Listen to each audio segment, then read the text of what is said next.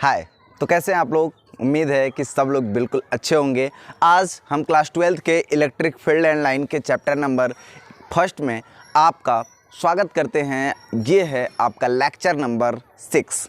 Lecture number 6 में आज पढ़ने वाले हैं कि हम जब किसी motion of a charge particle uniform electric field यानी कि यूनिफॉर्म यानी समान रूप से वितरित किसी विद्युत क्षेत्र में यदि किसी आवेश को रख दें तो उस पर क्या बल लगेगा, उस पर क्या इफेक्ट होगा और उसमें क्या डिफेक्शन आएगी एंड डिफ्लेक्शन आएगा, कितना वो झुकेगा, इन सब के बारे में हम कवर करेंगे। और बहुत ही इंपॉर्टेंट टॉपिक है कि ये समान रूप से वितरित आवेश में समान रूप से वितरित विद्युत क्षेत्र में यदि किसी आवेश को रख देंगे, यानी समझ रहे हैं, यदि यहाँ पे कोई चार्ज पार्टिकल है, यहाँ पे भी कोई चार्ज पार्टिकल है, तो इनके चारों तरफ विद्युत क्षेत्र उत्पन्न होगा और इसी के बीच में ले जाकर के यदि किसी आवेश को पुट कर दे तो क्या होगा फिर, आइए देखते हैं।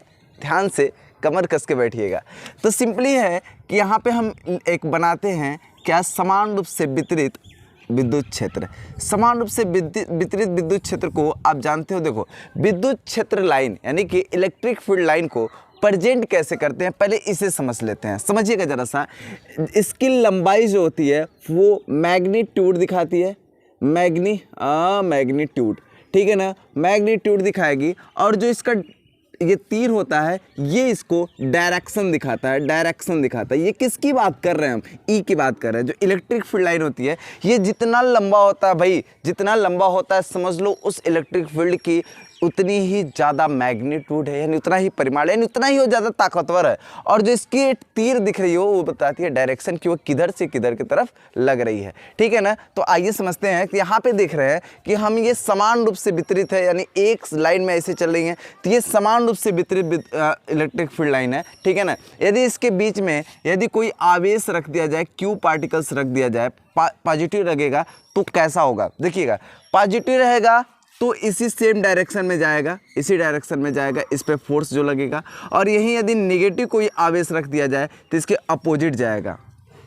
चलो समझते हैं क्यों। देखिएगा, मैंने बताया था कि कल वाले लेक्चर में हम लोगों ने पढ़ा था कि इलेक्ट्रिक फील्ड लाइन सदैव पॉजिटिव पार्टिकल से आवेश आती है, यानी दूर भागती है, ठीक है ना, और निगेटिव पार्टिकल के तरफ चलती है, यानी जिधर के तरफ ये जा रही है, जाहिर सी बात है, इमेजिन करो क्या इधर माइनस वाला फील्ड होगा? अरे बताइए ना, समझिए जरा सा। जिधर की तरफ हमारी इलेक्ट्रिक फील्ड लाइन जा रही है वो माइनस होगा और जिधर से जा रही है वो हमारा पॉजिटिव होगा। सिंपल सी बात है, जिधर से जा रही है वो पॉजिटिव होगा और जिधर जा रही है वो निगेटिव होगा, क्योंकि हमने कल पढ़ा था इलेक्ट्रिक फील्ड लाइन पॉजिटिव वाले आवेश से बाहर की तरफ निकलती है, बाहर की तरफ निकलती है। समझ में आ रहा है? याद आ रहा है? नहीं याद आ रहा तो जा करके रिवर्स वाला पिछले वाला पढ़ लीजिए, ठीक है। और माइनस के तरफ जाती है, बात समझ में आ रहा है? माइनस की तरफ जाती है तो माइनस की तरफ जा रही है, यानी इधर माइनस होगा और इधर प्लस होगा, क्योंकि ये प्लस से निकलती है। आ रही बात समझ में? तो अब ये जानते हो प्लस वाले को माइनस वाला ही तो खींचेगा, इसलिए फोर्स किधर की तरफ काम करेगा? इधर की तरफ काम करेगा। और ये माइनस वाले को प्लस वाला खींचेगा तो फोर्स किधर काम करेगा? इधर की तरफ करेगा। समझ में आ रही है बात? फोर्स कितना काम करेगा, सिंपल सी बात है यार। जो इस पे बल लगेगा वो किन चीज़ों पे डिपेंड करेगा? सिंपल सी बात है, ये जितना ज़्यादा पावरफुल होगा, यानी इलेक्ट्रिक फील्ड लाइन जितना ज़्यादा पावरफुल होगा उतना ही ज़्यादा बल लगेगा, यानी फोर्स डायरेक्टली डिपेंड करेगा किस पे? ई पे।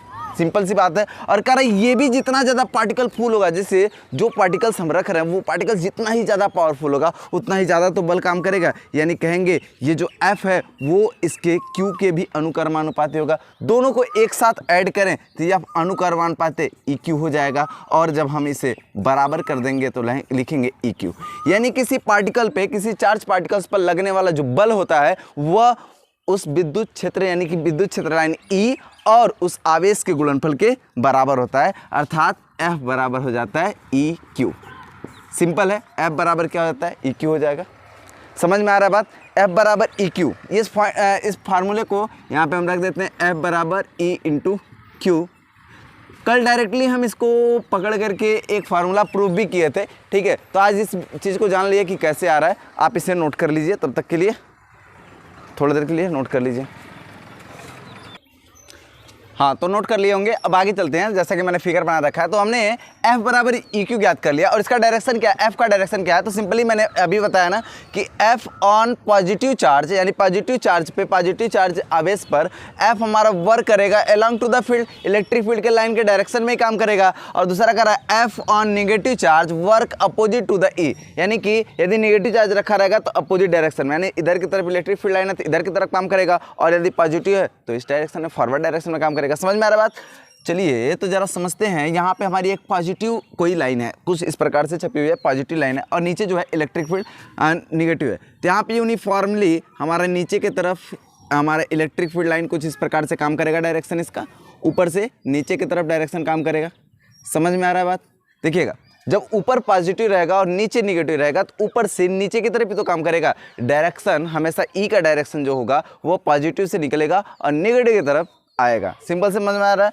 तो इसके अंदर यदि किसी हम एक छोटे से इलेक्ट्रॉन को रख देते हैं, मान लेते हैं ये छोटा सा इलेक्ट्रॉन है जिसका मास जो है m है, इसको यदि रख देते हैं तो इसको क्या होगा, इसको एक वेलोसिटी दे करके हम भेज देते हैं। एक वेलोसिटी इसको दे करके भेजेंगे तो कहेंगे भैया तुम इस पाथ पे निकल जाओ, इस पाथ पे निकल जाओ। लेकिन ये क्या करेगा, क्या अपने इसी पाथ पे जाएगा? ससुरा जब्बा ना करेगा, ये तुरंत अपना स्थान बदलेगा, कहेगा कि हम भैया हम हैं क्या निगेटिव, तो हम क्या करेंगे, डिफ्लेक्ट होकर के इधर की तरफ निकलेंगे। जरा समझिएगा बात को, होगा क्या, सच में यही होगा कि जो हमारा ई है, इलेक्ट्रॉन है, इलेक्ट्रॉन पे होता है माइनस आवेश, तो ये प्लस की तरफ झुक जाएगा, यानी ये प्लस की तरफ झुकता हुआ यानी ऊपर डिफ्लेक्ट होकर के ये वाई डायरेक्शन में, मान लेते हैं वाई दूरी चलेगा, और मान लेते हैं ये डायरेक्शन में कितनी दूरी चला है, एक्स दूरी चला है। ये पूरी दूरी कितना चला, एक्स। तो ये चला किधर गया, वाई डायरेक्शन में। क्यों गया भाई, पॉजिटिव की तरफ क्यों झुका? क्योंकि उसका दिलदार, उसका यार पॉजिटिव है, क्योंकि वो बेचारा तो निगेटिव है। समझ में आ रहा है? अरे यार ये इलेक्ट्रॉन निगेटिव है, जाहिर सी बात है निगेटिव है तो ये पॉजिटिव की तरफ तो भगेगा ही भगेगा, सिंपल सी बात है। तो ये पॉजिटिव की तरफ भग के गया, अपने दिलदार के पास भगता हुआ जा रहा है। कितना भगेगा, उसके प्यार में कितनी ताकत है, उसके अट्रैक्शन फोर्स में कितनी क्षमता है, आइए समझते हैं। जरा सा समझते हैं कितना भगेगा। यहाँ पे हम लिखने वाले हैं, यहाँ पे लिखेंगे पहली बात एक्स डायरेक्शन। क्या लेंगे, एक्स डायरेक्शन ले लें, ठीक है, एक्स डायरेक्शन, और इधर ले लेते हैं वाई डायरेक्शन, वाई डायरेक्शन। अच्छा यहाँ पे जरा यू एक्स की बात करें, यानी प्रारंभिक वेग की बात करें, तो एक्स डायरेक्शन में कोई प्रारंभिक वेग था? जी था। इसको मान लेते हैं कि भी नॉट वेग से हमने भगाया था, तो कह देते हैं भैया भी नॉट वेग से हमने तो उसमें थोड़ा सा पुट किया था कि तुम जाओ, थोड़ा सा मैंने पुट किया, तुम स्वतंत्र हो, किधर भी जाओ। अब इसने अपना यार प्लस वाले को चुन लिया, क्योंकि ये तो थी माइनस की ना, तो इसके अंदर माइनस है, इसके ऊपर भूत सवार माइनस की है, तो पॉजिटिव वाले की तरफ तो भगेगी ना, सिंपल सी बात है। तो ये भग के कहाँ गई, ऊपर की तरफ जा रही है। तो हम कहें पहले वेग इसको कितना दे दे, भी नॉट, बाद में वेग इसका कितना रहा, यानी कि भी एक्स डायरेक्शन में, एक्स डायरेक्शन में फिर से भी यहाँ पे कितना रहा, तो कहेंगे चलो क्वेश्चन मार्क, इसके बारे में अभी हम आगे जान लेंगे, ठीक है ना। अच्छा जरा सा ए एक्स की बात करें तो एक्स डायरेक्शन में ए की भी कुछ वैल्यू है क्या, यानी कि कुछ जब हमने ए के डायरेक्शन में कुछ लगाया तो क्या उस पर कोई बल लग रहा है, जो ए एक्स के डायरेक्शन में, यानी इस डायरेक्शन में कोई इसको बल लग रहा है आगे की तरफ ले जाने के लिए। जरा सा समझिएगा, इस डायरेक्शन में कोई बल नहीं लग रहा है। ये जो बल लगता था ना, वो क्या लगता था, along to the positive, along to the negative, यानी कि इधर इलेक्ट्रिक फील्ड लाइन इधर की तरफ है ना, तो उधर की तरफ जा सकता है, इधर की तरफ जा सकता है, लेकिन इस डायरेक्शन में कोई बल कार्य नहीं कर रहा है। यानी कि यहाँ पे कहेंगे कि एक्स जो है वो बिल्कुल जीरो है, यानी एक्स डायरेक्शन में कोई भी त्वरण उत्पन्न नहीं होगा, और जब तक बल नहीं लगता है तब तक त्वरण उत्पन्न होने की चांसेस ही नहीं आती है, ठीक है ना। तो यहाँ पे हमारा ये हो गया। अब इसी बात को हम वाई डायरेक्शन में देखें, यानी कि भी वाई की बात करें, यू वाई की बात करें, तो प्रारंभिक वेग यहाँ पे कितनी थी, जरा समझिएगा, प्रारंभिक वेग कितनी थी, जीरो थी कि नहीं थी, बताओ। क्या यहाँ पे हमने इलेक्ट्रॉन को रख के ऊपर की तरफ धक्का दिया था, नहीं। वाई डायरेक्शन ऊपर की तरफ धक्का दिया नहीं, नीचे की तरफ धक्का दिया नहीं, हमने तो एक्स डायरेक्शन में भेजा था। वो अलग बात है कि इस पर एक बल कार्य करेगा, कौन सी बल, ये वाला बल काम करेगा जब इस पे, तो ये कहाँ चला गया, ऊपर गया है ना, ऊपर गया है, तो हम कहेंगे कि इसका भी वाई कुछ निकल के आएगा, अभी क्वेश्चन मार्क रखते हैं, कुछ निकल के आएगा। और ए वाई की बात करें तो ये समथिंग होगा जरूर, क्योंकि इस पे लगेगा बल, तो लगेगा इस पे फोर्स, बल अपान मास, क्योंकि F बराबर m में आप बहुत पहले से जानते हैं, F बराबर m गुणे a, तो m को हमने इधर ला दिया, तो ए वाई बराबर F अपान e, और F बराबर क्या होता है भैया, electric field into electric charge, यहाँ पे इलेक्ट्रिक चार्ज तो हमारा E है, अपान हो जाएगा m। सिंपल सी बात है, अभी ये बात समझ में आ रही है? नहीं समझ में आया तो रिवर्स करो वीडियो को, फिर से देखो, समझ में आ जाएगी। ठीक है ना? आइए समझते हैं और आगे। अब क्या करते हैं, यहाँ पर हम फार्मूला लगाते हैं क्या, गति के प्रथम समीकरण को।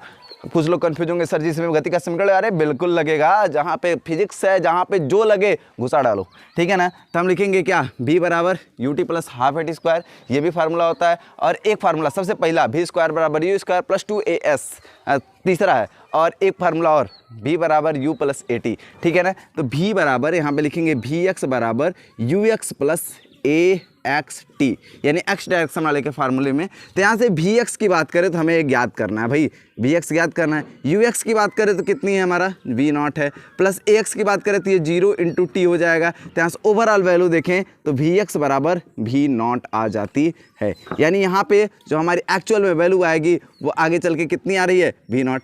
क्यों आ रही है? अरे भाई जब यहाँ पे हम एक बल देंगे इसको, और एक बल दे करके वी नॉट बल दे करके भेजे, और इस पर कोई पूरी गति के दौरान कोई बल ही नहीं काम किया, कोई त्वरण भी नहीं उत्पन्न हुआ, तो लास्ट में भी तो बल वही रहेगा इसका, यहाँ पे भी एक इसका क्या रहेगा, वी नॉट ही रहेगा। किस डायरेक्शन में? एक्स डायरेक्शन में। ठीक है ना? वाई डायरेक्शन में जरा देखें तो लिखेंगे हम वी वाई बराबर U Y plus A Y T.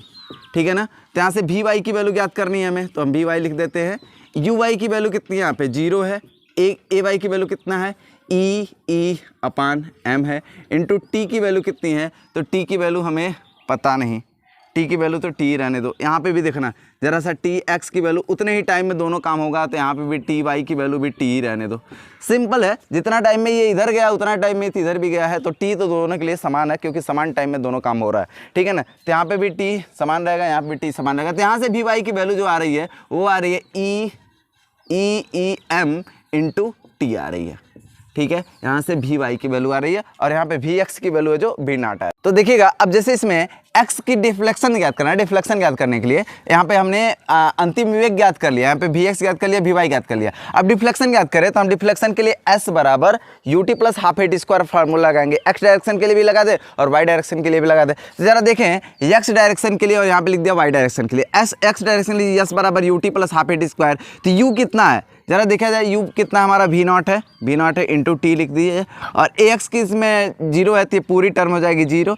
S कितना है देखिएगा, एक्स डायरेक्शन में एस जो है यही एक्स दूरी तो ट्रांसफर हुआ है, एक्स हो गया, यानी यहाँ से टी देखा जाए तो एक्स अपान वी नॉट आ जाएगा, ये टर्म ऐसे लिख लीजिए। अब इस बारे में आ जाइए, तो यहाँ पे लिखेंगे एस बराबर यस, यहाँ पे क्या है, वाई डायरेक्शन में एस विस्थापन कितना हुआ है, एस विस्थापन ही तो होता था, और वाई डायरेक्शन में कितना है, वाई विस्थापन हो गया है। और यू वाई कितनी है, यू वाई देखा जाए 0 थी, पूरी टर्म हो जाएगी 0 प्लस ए की वैल्यू कितनी है, ए की वैल्यू हमने देखा है क्या है, ई इंटू ई अपान एम, और 1/2 है तो उसे 1/2 आगे ही रख देते हैं। टी की वैल्यू कितनी हो जाएगी, टी की वैल्यू यहाँ से रख देते हैं एक्स अपान वी नॉट का स्क्वायर, यानी ओवरऑल वाई की जो वैल्यू आएगी वो आएगी half E into E upon M X square upon V naught का स्क्वायर। ओवरऑल ये डिफ्लेक्शन आएगी, यानी वाई का जो डिफ्लेक्शन आ रहा है, यानी वाई जो डिफ्लेक्ट हो रहा है वो कितना हो रहा है, e x square upon 2m v naught का स्क्वायर, इतना आ रहा है। नोट करें इसे, फिर आगे चलते हैं, थोड़ी जगह कम हो गया है, जल्दी नोट करिए आप लोग।